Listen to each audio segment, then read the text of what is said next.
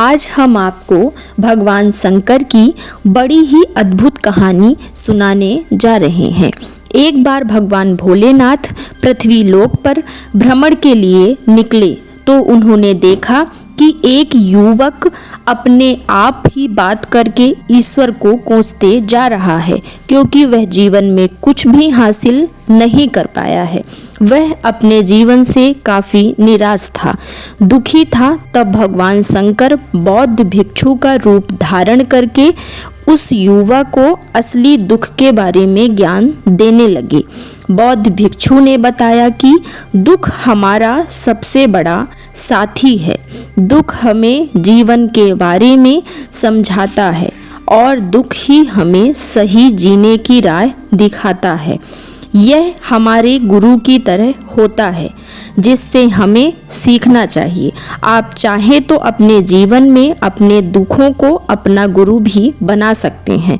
बौद्ध भिक्षु आगे बताते हैं कि आप चाहें तो अपने दुखों पर बैठकर रो सकते हैं, लेकिन इससे आपको किसी प्रकार का कोई लाभ नहीं मिलेगा, बल्कि आप दिन प्रतिदिन निराश और कमजोर होते चले जाएंगे।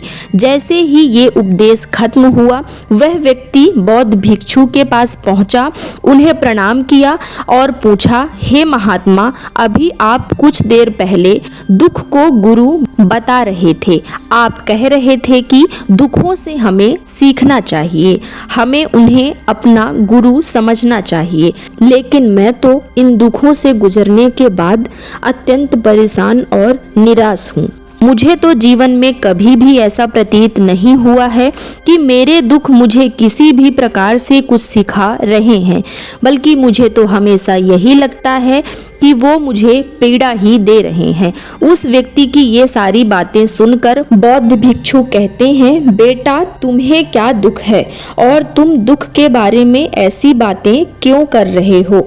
उस व्यक्ति ने अपने ऊपर बीती हुई सारी बातें उन बौद्ध भिक्षु को बता दी और कहने लगा, हे महात्मा, क्या आपके पास मेरे इस समस्या का या मेरे इस दुख का किसी प्रकार से कोई निदान है? उस व्यक्ति की यह बात सुनकर भिक्षु मुस्कुराने लगे और बोले, जब तुम्हारे जीवन में कोई असली दुख आए तब तुम मेरे पास अवश्य आना, मैं तुम्हारी सहायता अवश्य करूंगा। भिक्षु की बात सुनकर वह व्यक्ति अचरज में पड़ गया और वहां से चला गया, लेकिन रास्ते से गुजरते वक्त उसने अपने मन में ठान ली कि अब चाहे कुछ भी हो जाए, वह कुछ न कुछ करके जरूर दिखाएगा। उसने छोटा सा एक व्यापार शुरू किया, जिसमें उसे कोई सफलता नहीं मिली, लेकिन उसने हार नहीं मानी, लगातार प्रयास करता रहा और धीरे धीरे वह एक सफल व्यापारी बन गया। चारों तरफ उसकी प्रशंसा होने लगी। उसके माता पिता भी उसके द्वारा किए हुए कार्य से प्रसन्न होने लगे। इसी बीच उस व्यक्ति को उसके साथियों ने सलाह देना शुरू कर दी कि जब तुम इतने कम समय में पूरे शहर में अपना नाम कर सकते हो, शहर के एक सबसे बड़े व्यापारी के रूप में जाने जा सकते हो, तो क्यों ना तुम इस काम को और शहरों में बढ़ाओ और मेहनत करो और पूरे राज्य में अपना नाम कमाओ। उसने बिना अपना समय गंवाए इस व्यापार को और शहरों में शुरू किया, लेकिन अब की बार उसके मन में धैर्य बिल्कुल नहीं था। उसके मन में लालच आ गया था एक अच्छा व्यापारी होने का, जिस कारण से उसने कुछ अनुचित कदम उठाए ताकि उसका व्यापार जल्द से जल्द बड़ा हो जाए। उसने कई लोगों से अधिक मात्रा में धन भी उधार ले लिया, जिससे उसके ऊपर बहुत ऋण हो गया। धीरे धीरे उसका व्यापार तो आगे बढ़ने लगा, परंतु माल की गुणवत्ता अच्छी ना होने के कारण उसका व्यापार पूरी तरह से टूट गया। अंत में उसके पास कुछ भी नहीं बचा। उसने अपने व्यापार के लिए जितने भी कर्जे लिए थे, सभी कर्जे अपने मित्र साथियों से लिया था। उसे एक तसल्ली थी कि मैं अगर कर्ज चुकाने में कुछ देरी भी करूंगा तो कोई बात नहीं, क्योंकि यह कर्ज मैंने अपने साथियों से लिया है, मेरे ऊपर किसी भी प्रकार का कोई दबाव नहीं है। लेकिन ऐसा कुछ नहीं हुआ। थोड़े ही समय बाद उसके मित्रों ने उससे कर्जे के लिए दबाव डालना शुरू कर दिया। वापस करने के लिए कहने लगे और समय पर वापस ना करने पर जान से मारने की धमकी भी देने लगे। तब उसे एहसास हुआ कि इस संसार में कोई अपना नहीं है। धीरे धीरे उसकी सारी संपत्ति नीलाम हो गई। वह सड़क पर आ गया। उसने अपने पिताजी से मदद मांगी, लेकिन पिताजी ने भी कहा, अगर मैं मदद करूंगा भी तो मेरे पास मदद के लिए सिर्फ यह घर है जहां पर मैं हूं, और अगर मैं ऐसा करता हूं तो मैं और तुम्हारी माता भी सड़क पर आ जाएंगे। चारों तरफ से निराश होने के बाद वह यह सोचने लगा कि अब मैं जीकर क्या करूंगा। मेरे ऊपर बहुत ऋण है और उसे चुकाने के लिए मेरे पास कोई भी रास्ता नहीं है। ऐसा सोचते ही सोचते वह ऊंची पहाड़ी में आत्महत्या करने के लिए चढ़ने लगा। तभी उसे याद आया कि बौद्ध महात्मा ने कहा है कि जब तुम पर कोई असली दुख आए तभी तुम मेरे पास आना, मैं तुम्हारी समस्या का समाधान जरूर करूंगा। वह व्यक्ति तुरंत बौद्ध भिक्षु के पास पहुंचा। उसने प्रणाम किया और कहा, हे महात्मा, आपने कहा था कि जब तुम पर असली दुख आएगा तो तुम आना, मैं तुम्हारी समस्या का समाधान जरूर करूंगा। उस व्यक्ति ने अपनी पूरी बात बताई। तब महात्मा ने कहा, यह कोई असली दुख नहीं है। उसी वक्त उस व्यक्ति के सब्र का बांध टूट गया। उसने कहा, आखिर ये असली दुख होता क्या है? मैंने अपनी जिंदगी में इतने बड़े बड़े दुख झेले, क्या ये असली दुख नहीं है? तब भिक्षु बोले, नहीं, पहले तुम ये बताओ तुमने अपने दुख से क्या सीखा है। तब उस व्यक्ति ने कहा कि मैंने अपने दुख से ये सीखा है, जो लोग तुम्हारी सफलता को देखकर तुमसे जुड़ते हैं, तुम्हारे आगे पीछे रहते हैं, तुमसे मित्रवत व्यवहार करते हैं, वो तुम्हें धोखा अवश्य देंगे। उस व्यक्ति की यह बात सुनकर बौद्ध भिक्षु ने एक सोने के सिक्के से भरा घड़ा व्यक्ति के हाथ में थमा दिया और बोले, ये लो पकड़ो, और जब तुम्हारे जीवन में कोई असली दुख आए तो तुम यहाँ जरूर आना, मैं तुम्हारी समस्या का समाधान अवश्य करूँगा। उस व्यक्ति ने बौद्ध भिक्षु को प्रणाम किया और वहाँ से निकल गया। उसने उन सिक्कों से सारा कर्ज उतार दिया और एक नए व्यापार की शुरुआत की। व्यापार छोटा जरूर था, परंतु वह व्यक्ति बहुत खुश था, क्योंकि अब की बार उसने बिना किसी लालच के पूरी ईमानदारी से व्यापार को पूरे परिश्रम के साथ शुरू किया था।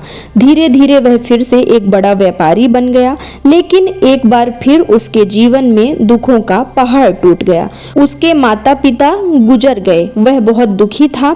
दाह संस्कार के बाद जब वह घर लौटा तो उसे यह एहसास हुआ कि उसके माता पिता ने पूरी जिंदगी में जो भी परिश्रम किया है, जो भी अपनी जिंदगी में बनाया है, जो भी कमाया है, वह सब यहीं का यहीं है।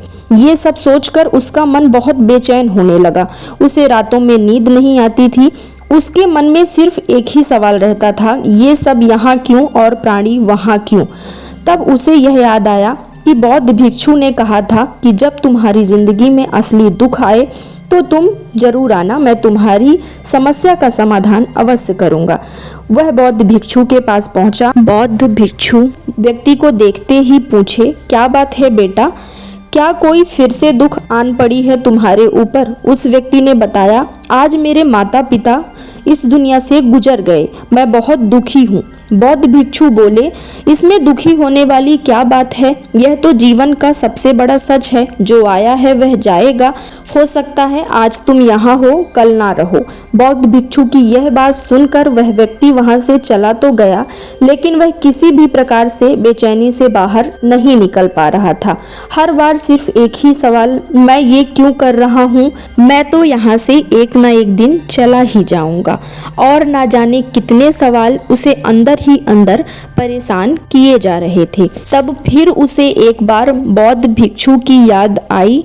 उसने जाकर बौद्ध भिक्षु को प्रणाम किया। बौद्ध भिक्षु को पूरी आप बीती सुनाई। तब बौद्ध भिक्षु बोले, बेटा, आज पहली बार तुम अपने जीवन का असली दुख लेकर मेरे पास आए हो।